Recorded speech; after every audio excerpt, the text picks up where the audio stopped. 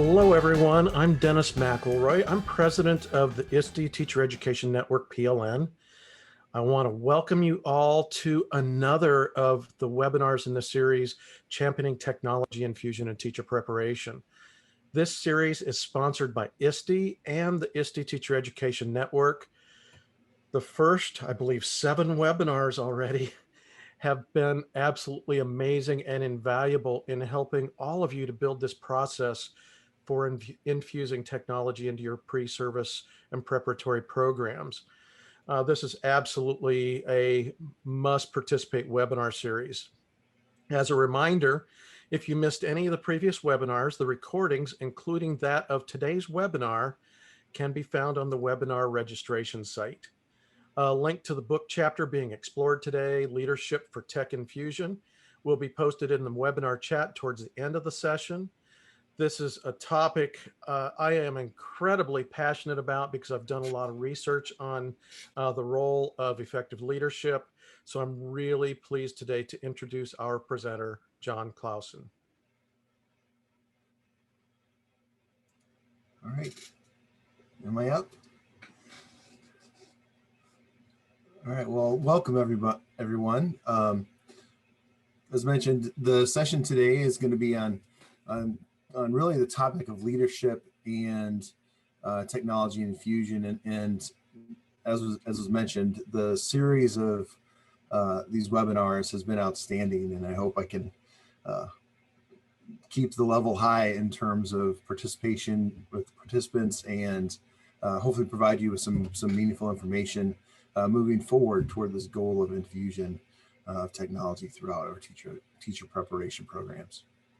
And so my main topic here today is going to be focusing on leadership for infusion, and specifically toward the middle and part of our main breakout sessions will be focusing on the TPAC leadership diagnostic tool that was developed a few years ago, and how we can utilize that tool as a way to keep progress moving forward toward greater infusion of technology within our programs. And so as with the other webinars, we'll kind of focus it into 4 areas to kind of talk a little bit about this vision of infusion and what that means kind of through this lens of leadership, and then think about some shared experiences. So I have a scenario that is similar to the one in the book chapter for us to think about, and we'll be utilizing the chat to have some conversations around that. And then looking at some solution-oriented resources, some models and theories. And some of these I'll be dipping back into others, what others have discussed throughout the series, but kind of a little bit more from a leadership perspective.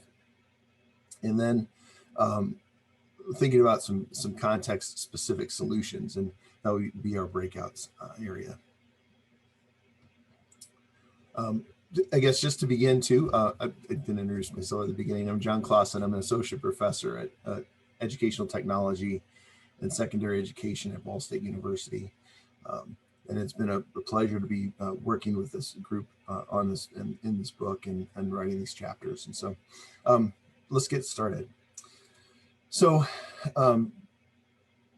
in this idea of this new vision, we've seen Teresa's dot matrix here moving forward, and thinking about how technology has been utilized over time. And with the release of the challenge from the Department of Ed, Office of Ed Tech, and their 4 guiding principles, that involved the focus on candidates' active use of technology to enable learning and teaching, for programs to build sustainable program-wide systems, for professional learning for instructors. Again, as the group that talked about the TETSIs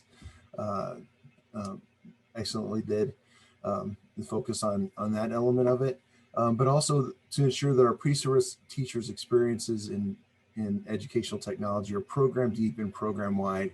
And that's where, in many ways, the role of leadership plays such an important piece of is the kind of important piece of this puzzle because of the decision-making role that leaders have in teacher ed programs. And so and the final principle here is, again, that is based on research-based standards and frameworks that we'll also be talking about.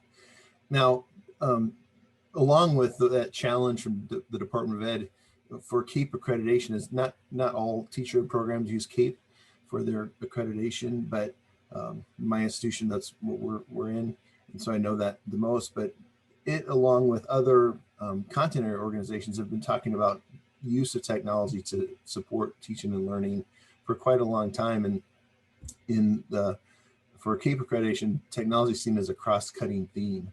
In particular, that programs need to provide and ensure candidates model and apply these technology standards to assess learning, implement learning, and design instruction to engage students in enrich professional practice. And so it's imperative for our educator preparation programs to think differently about how we've been doing technology within our programs. And so I think it's interesting to consider again the series of webinars that we've had so far, and then thinking about this continuum of contexts that our candidates go through as they're developing their professional practice, and in particular with the focus on technology integration. And so I've done my own little modification here of the dots and the continuum here, but to think about how our candidates come into our programs with prior knowledge and use of technology. They may have had, they may have been part of a one-to-one laptop initiative in their K-12 experience that may or may not have gone well. And so they come into our programs with experiences already connected with using technology within a learning context.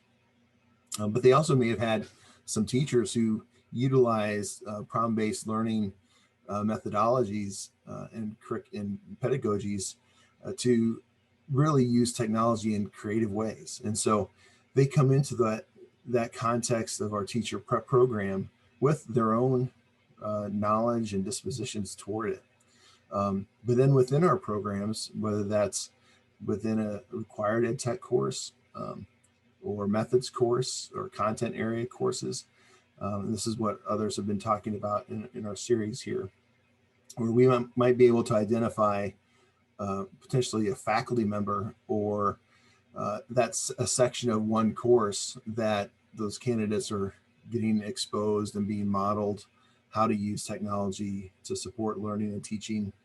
But it's very, very frequently kind of a one-off, or if it's in a required course, that might be the only place that they are exposed to these ideas and different models and frameworks for technology infusion. And then as they move into the context of practicum and student teaching, those experience again transition into these the next context, whether or not they're supported there. And then of course into the same thing into the induction, into their induction years, as Joe and Julie talked about last week. And so for us to think about this continuum of development for teacher candidates, the role of leadership to kind of ensure that there is continuity from when they enter our program into that induction, into those induction years, is really important. And so again, I kind of referred to I guess I kind of think about it in a way of if we do this well, technology would be almost invisible to our candidates within their experience, and that they wouldn't necessarily be able to point to, this one class that they had or the required course that everybody had to take, but that the use of technology would just be, again, like what Joe and Julie mentioned, like T. instead of a deck of cards, where a deck of cards, you could still pull out the technology parts of it. But instead, if we think about this continuum of infusion, it would be like tea just becomes tea, it becomes its own thing. And so that experience would be a holistic experience for them. I apologize. I keep seeing things that people are still trying to get into the session, so I'm having to admit them. So I apologize for if I look a little distracted there. And so I'd like us to kind of think about this. And I thought, again, similar to other of the previous sessions, to consider these couple of questions. If we could kind of go ahead and respond to these prompts here, to think about, what factors impact programmatic infusion of technology throughout teacher ed. And so what would be like, again, more almost like a macro factors of how, what kind of things impact whether technology is used, not used, infused or not infused, integrated, modeled, and so on. And so if we could provide some responses to that in the chat. And then the second kind of prompt here is, again, how can program leadership support infusion? And we'll see how people respond here in the chat with that. And then in the next couple of slides, I'll try and expand on some of that. So we'll take a minute or so.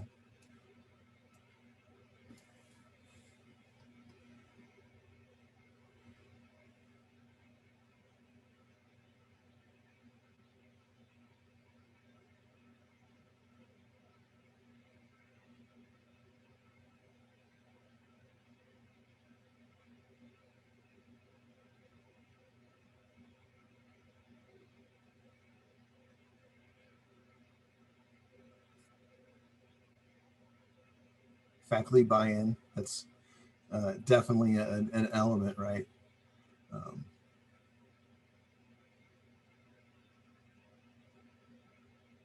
And speed of change.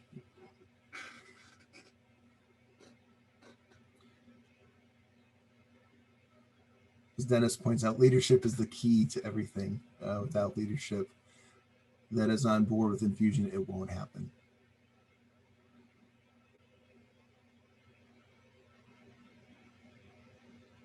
Yeah, I think, David, as you mentioned, the standalone course, EdTech course versus infusion of EdTech across the curriculum. We're going to hopefully dive into that here in a bit. And I think there are, good models on both sides of that.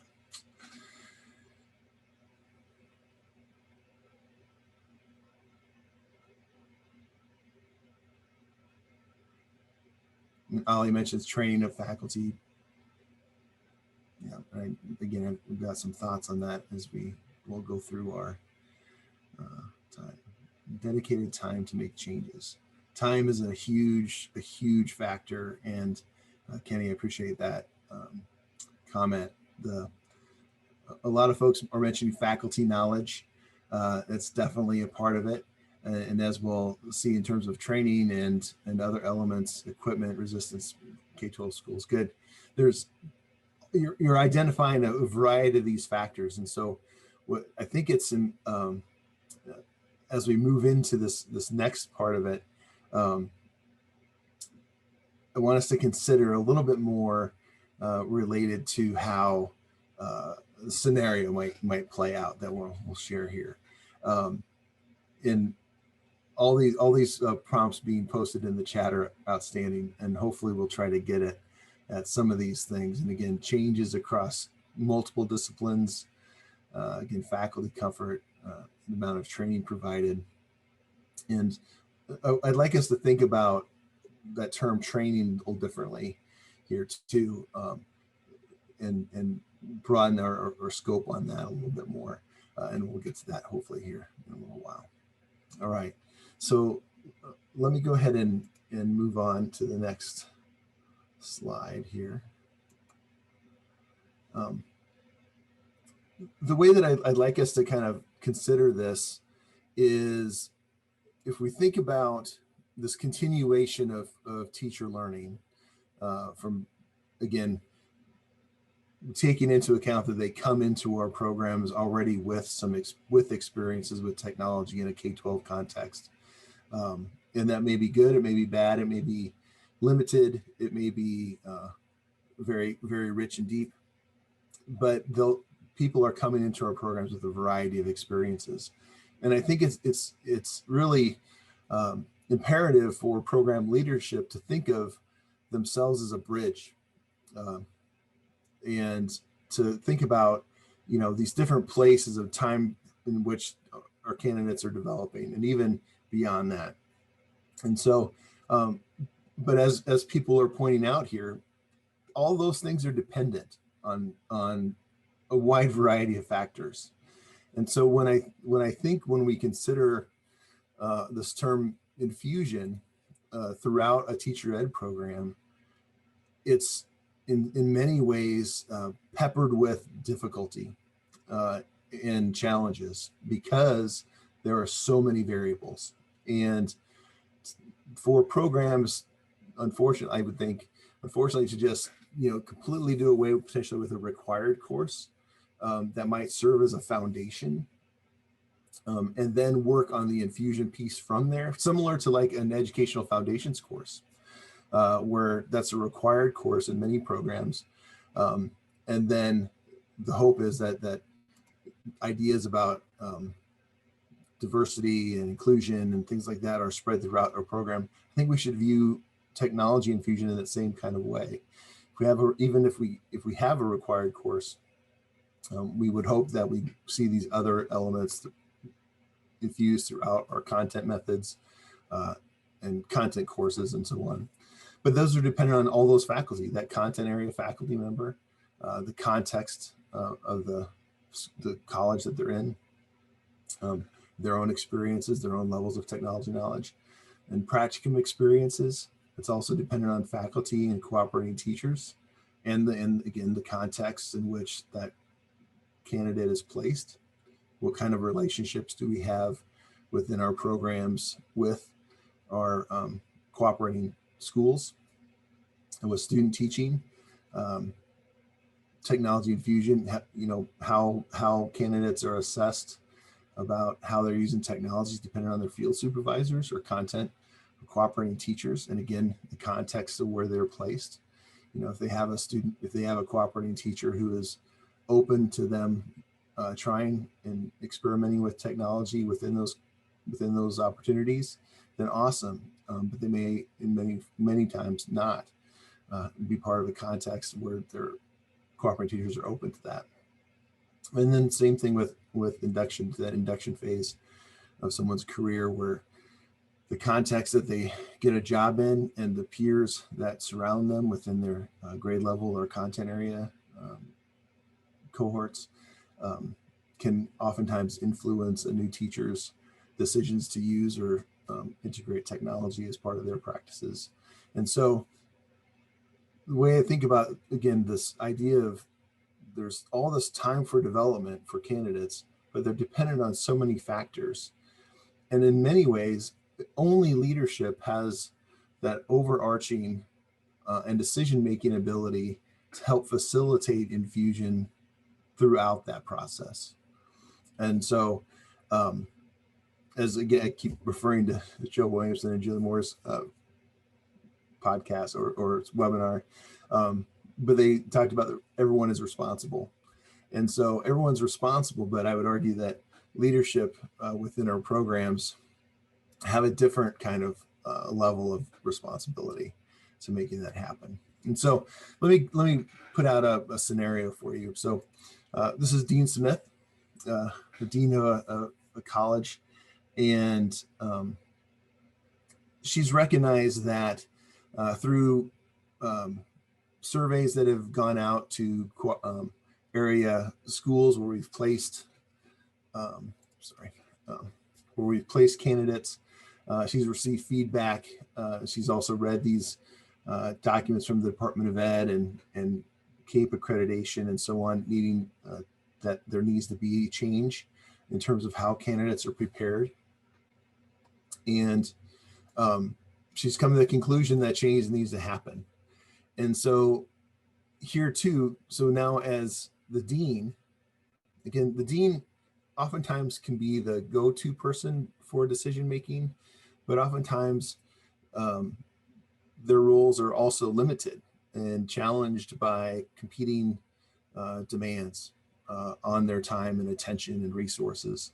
And so I'd like to have you consider what are what would be some competing demands? This dean knows that she needs to make a change in terms of how her candidates are prepared to use technology throughout the teacher ed program, so that they're prepared to go into the workforce and into classrooms ready to use technology in diverse and creative ways with students.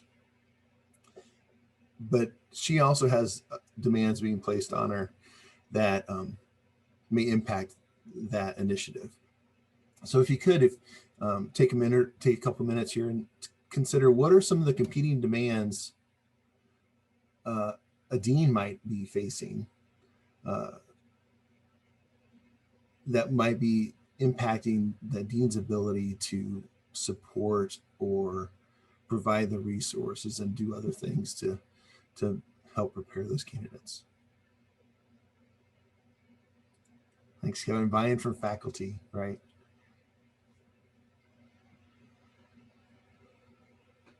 Budget and time. Okay, so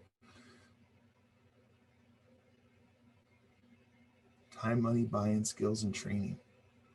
That's a good list, Amanda. Nice.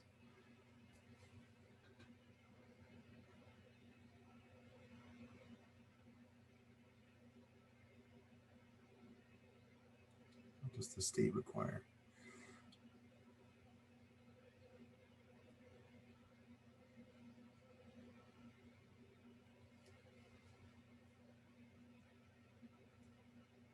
Yeah, Rose, good. Upkeep and maintenance of software and hardware. Yeah, oftentimes we don't think about the infrastructure side of it and the upkeep.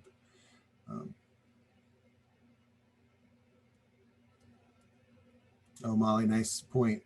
Tenured faculty versus adjuncts, and how a leader within an institution is developing, again, development opportunities for faculty, and how does that trickle down into someone who's an adjunct faculty member versus hired to teach just one or two courses versus someone who might be a tenure-line faculty.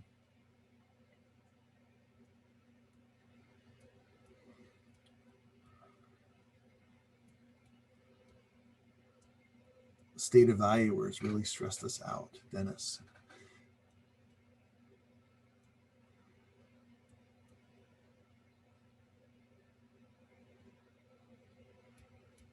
Limited time from K-12 to put in place. Okay, great. Excellent. So I'd like to consider this too in terms of, for all of us, we're thinking about technology infusion, but are there other demands that dean has to weigh other than just technology?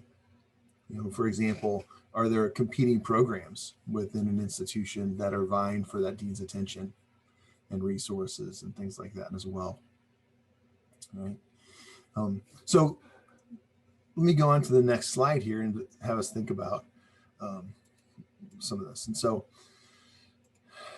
again, in this scenario, the dean knows that she needs to make the decisions, and I kind of put this into two camps. Is that there could be short-term kind of transactional solutions to these, and not saying that these wouldn't also happen or need to happen, but I would argue that they're limited, and things like, or comments like, oh, if you want to do integration or some things with technology, you need to find a grant to make that happen. Well, as we've seen, and many of us have experienced, oftentimes those efforts are good as long as the grant is funded. And as soon as the grant is no longer funded, they fall off. They're not long-term transitions. Oftentimes they're kind of kind of, I want to say the shiny object in the room, but this idea of, chasing the latest and greatest of, that too is oftentimes short-sighted because of that change that some folks have mentioned, the increasing, rapid change of technology. It's an impossible task to try to keep up with the latest and greatest necessarily, instead of having maybe a deeper, more critical conversation about practice, and then critical thinking about how does that and how do these technologies impact student learning, and how they help us meet our learning objectives, as Liz Kolb talked about in her talk. But oftentimes these short-term interactions are also decontextualized, so it's kind of skill-based PD, and then that's where I would term it's kind of training. Use the term training there. It's training to do some, how to do video editing, for example, and oftentimes it's seen as being going it alone, and so that, in contrast, the dean has a decision. She can also think about transformative solutions. Now, these do take more time, as folks have talked about. They are harder to do in many ways because you have to engage in critical conversations about practice. How do we engage as a tech faculty conversations with social foundations faculty, not to pick on them, but or other content area faculty who don't understand in how technology can support, enhance, extend the learning opportunities and teaching opportunities for students and the teachers. But also that PD is contextualized into the practices, and again, focusing on what are the learning objectives taking place. And so instead of just buying iPads to buy them and a whole bunch of apps to have apps on them, really thinking about what's the instructional objectives and making decisions based on those things. But that also, these long-term transformative solutions also require collaborative problem solving. And so we're not doing it from a top-down window or perspective, but that it's a collaborative, and it requires collaborative problem solving. But as I mentioned earlier, decision makers are in this unique role because they can make decisions about certain things, like budgets, like time, like resources, and so on. And so that's where I'd like us to move to next a little bit, and thinking about some different solutions. And so the dean in the scenario and in the chapter kind of goes through these phases of resources to look at, and ultimately kind of comes down to looking at the TPAC diagnostic tool. But looking at these theories of change, of like Rogers' diffusion of innovations, or Hull and Hord's the concern-based adoption model, and implementation bridge in particular, of again recognizing that change takes time, and that there are various levels of use and concerns that people have in that process, and that it is a process that takes up to over 5 years potentially, and then, like as Teresa's mentioned, 10 years at ASU, for example, ongoing. The change process is continual, but it's all part of that process. And then even looking at frameworks again, as Liz talked about in her webinar. But I like to think of them as a leader, from a leadership perspective. SAMR, for example, can be used really as individuals to kind of identify where they are and what they're doing. Do they tend to be teaching at a substitution level in terms of how they're utilizing technology, or are they more creatively thinking about their instructional practices and redefining how technologies are being utilized? Okay, but it's kind of like internal and to them. TPAC, on the other hand, really again now puts the teacher in the middle as a decision maker and curriculum designer. And so in thinking about all the different domains, including the contextual domain, of how they're going to teach the content, their pedagogy, and the technologies available to them, and how those domains can be applied within that particular context, is really powerful, because the teacher then is kind of taking that next step of thinking about their planning. And of course, the Triple E framework, as mentioned earlier with Liz, is really useful in that kind of planning perspective. Okay, going for this next step, seeing here's this big picture with TPAC, coming back to my instructional choices, what kind of strategies and so on, and what technologies match up with those. Triple E is really nice. But for a leader, these can be really helpful in working with faculty and candidates for that matter as they move into these things. I'd be amiss to not mention ISTE here as well, with the essential conditions for leaders. So our dean in this scenario has examined these critical elements that are part and essential to the change process.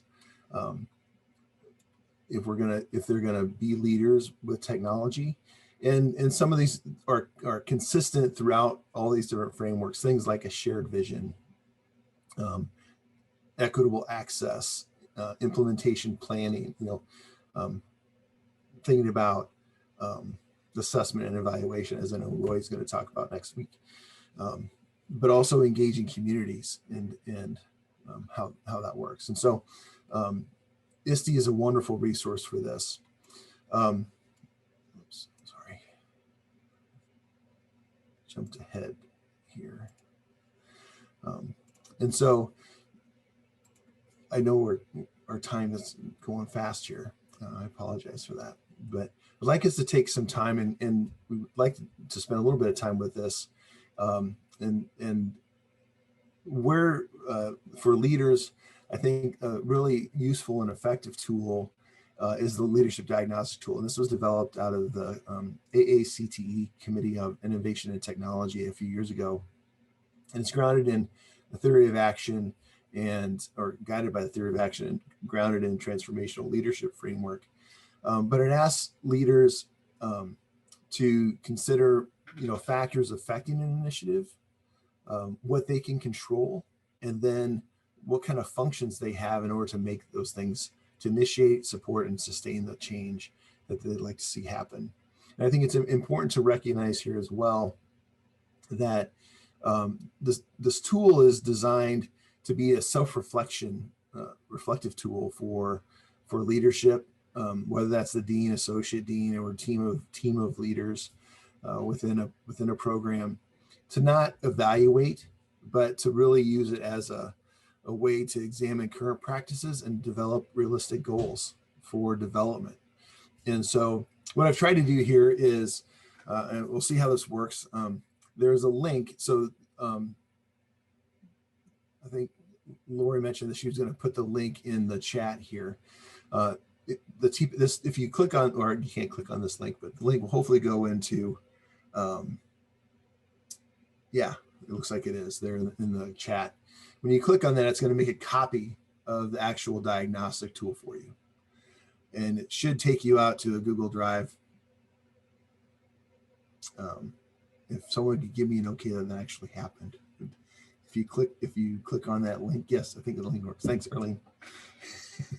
And so I'd like to spend a couple minutes here kind of going through, and you'll see in the Google document there, it has each of these three areas, a zone of wishful thinking, and then it's broken down into 5 different elements. So like the policy environment, and then you can use the tool there to identify just kind of where your program is or isn't. And I've kind of identified here within the slide things at the leading level. And so, for example, under policy environment, are there aspects of the environment, both internal and external, that have clearly articulated policies to guide the process for change? And then things like, again, school partners, or are they long-term mutual benefits for teacher education, and are initiatives scalable, for example? And then you'll notice on the far right side of the document, there's this column called measures and artifacts used.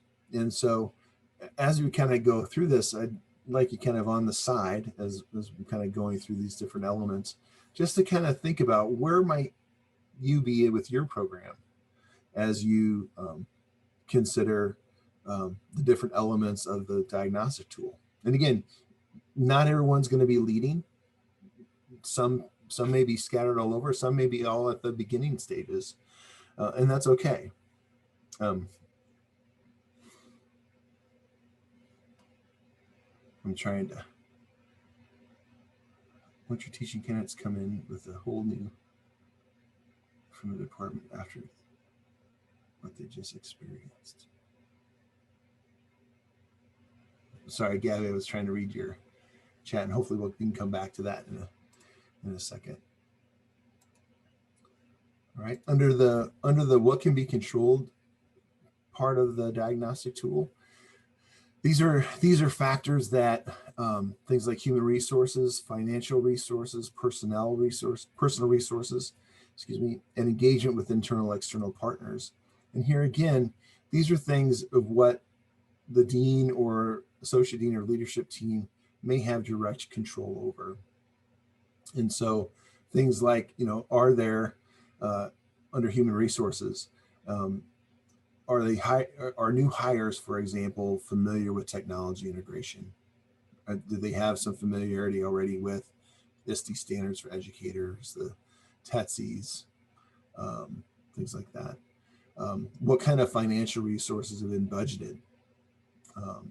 And again, what we're talking about here is long-term integration for these initiatives.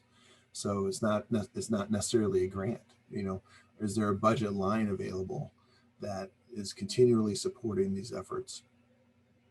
Under personal resources, time and attention, what kind of political capital is the leader willing to put forward to make sure that this initiative advances? And then how can internal and external partners to make sure that they have clear understanding? So for those practicum and student teaching placements, what kind of communication strategies are there between the teacher ed program and those external partners to make sure that those candidates have opportunities to use technology and practice with it, right? And then under key leadership functions, this is where we see this idea of a vision statement. Does the leadership or leadership team, is there a vision statement for the college or for the ed tech or educational preparation program that supports this goal of infusion? If not, what are the steps that need to be taken to get there, and things like that? How do we develop faculty capacity? A lot of people mentioned faculty buy-in. How can leadership really support that? And again, I would argue in a transformative way versus a transactional way. So instead of just this kind of how-to tech PDs, having deeper conversations and interactions with faculty about practice, and then the tools that can be used to support those practices would be more beneficial in terms of this idea of building capacity. And then what kind of redesign? So how can resources be allocated that align with the vision and goals? And so, does that include space? Are there rooms within the college that can serve as a center of some kind related to technology infusion, where it provides spaces for faculty and candidates to practice and fail and so on with and model use of technology throughout the program, and places for non-ed tech faculty to work with educational technology faculty to have engaging conversations and take the next steps into practice, toward practice. All right. So hopefully we have a few minutes for breakout, for the breakout sessions. What I'd like you to do, if possible here, I've kind of 3 questions, and referring back to the initial preface, the initial webinar here about water carriers. And so as we think about, well, who's going to make things happen? Who can make this happen? If we just identify the dean, well, they do have a unique position because they are a decision maker. But who are other decision makers, or who might be compatriots or allies in this effort? One of the things we'll often see is ourselves waving our hands in a crowded room when no one's listening. When we're talking about technology integration and infusion too. And so who can, who else besides ourselves can we bring on board? So if you consider that question, then what kinds of spaces exist? Whether those are physical spaces or weekly coffee outings at Starbucks. But what are the spaces, what kind of spaces exist within your programs for faculty, for candidates, for cooperating teachers to discuss, plan, model, fail, iterate, how technology is going to be utilized within your instructional context? Are there spaces at all? And so when we come back, I'd like to hopefully chime in on this. It'll be interesting to see. But then also the final prompt here is how might the various elements of the diagnostic tool help guide the change process? So again, you got that link to the tool to consider how they might be able to help move the process forward. And so I think is Julie, was she gonna take us out to the breakout? Yep. Are you ready for me to open the rooms? I would. That'd be good. All right, here we go.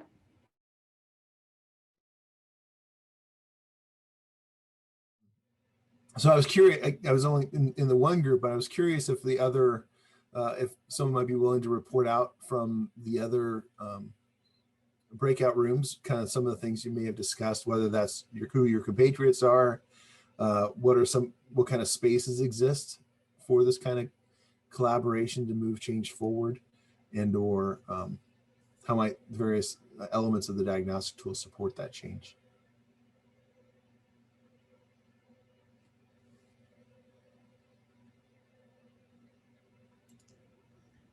So John, I'll share out. This is Kevin, everyone.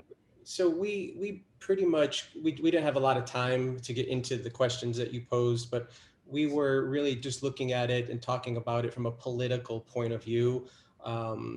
It's very political, and it varies state by state depending on your accreditation, your accrediting bodies, and what your state requirements are. But we kind of discussed briefly that, look, if technology is not supported at the top by administrators, by leadership, it makes our job difficult to move forward with infusion, with tech integration. And so I think we need to just continue the dialogue and really discuss ways that if you have states and institutions that are not supportive of technology in general, what can we do about it? What are the workarounds? Yeah, I think that's a great point. And again, it speaks to that, how context is different everywhere, right? And there's different elements that are impacting that process. And it's an ongoing challenge. It's ongoing work. It's not a one-time thing. Someone from another group?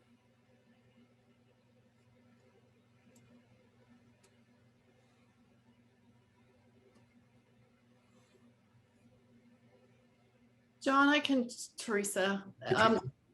Hey, great job, by the way. I love this topic, and what came from our group, we didn't really synthesize our ideas, but it was obvious to me that the people in our group represented diversity in and among themselves, and they're all champions in their own institutions. So I think one of the messages I'm seeing is that the idea of who is the champion and what leadership capacity do they hold, but also how might they use some of the content in your chapter to leverage additional leadership capacity. Accountability systems are pretty much non-existent to using technology, but at the same time, I want to put out there to all of us that we just went through COVID, and no other time has technology been highlighted as an essential tool. Essential. So right now is the opportunity to lead up into that leadership realm. And I think that your message, John, is so timely. Yeah, that point about people really react kind of were shot forward in terms of how they're using technology over the course of this last year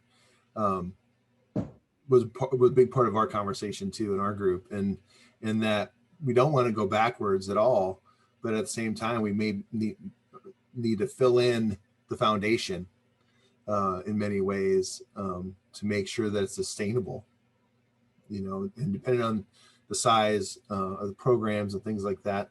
I just wanted to point out a couple things here, because as we're getting close to the end of our time, I want to leave some additional time here at the end, but things to keep in mind, that there's not a silver bullet. It's not a one size fits all solution either. And so there's a variety of solutions possible though. And again, with creative problem solving from champions and teams of champions and allies, we can do some pretty amazing things. But I would argue that creating spaces to engage about practice and how tech can enhance learning is vital, and that safe spaces for faculty in particular, also for candidates to experiment and iterate is essential. And that, as Teresa, you mentioned, champions could be one person waving their hand, jumping up and down, but better to have teams of allies who build on strengths that already exist or that have been developed over this last year and a half or so, and then creating solutions together that are not a top-down solution, but something that's maybe more of a ground up. And that might take more time, but in many ways, we're in this unique position right now. And so as we talked about in terms of change theory and change process, it does take time, but it does require a sustained, as Kevin mentioned, a sustained commitment from decision makers at the college level, and even maybe beyond that, at the provost level as well, to make sure that resources and spaces are available. And so I want to hand it back over to, well, first of all, I want to thank everybody for attending. I appreciate your time and discussion and chat throughout the hour. But I want to go ahead and hand it back off to, I think, Lori for the last couple slides. Great, thank you so much. This has been wonderful. Our next session or our next webinar is on June 9th. So next week, where we'll continue the discussion about championing technology infusion, where we talk about candidate and program outcomes. So please join us with that one. And then we will be ending this series and then hopefully starting another one at the ISTE conference. So if you haven't signed up for that, please go ahead and we'll get that sign up actually out to you soon so you can join that session as well. Thank you again for coming.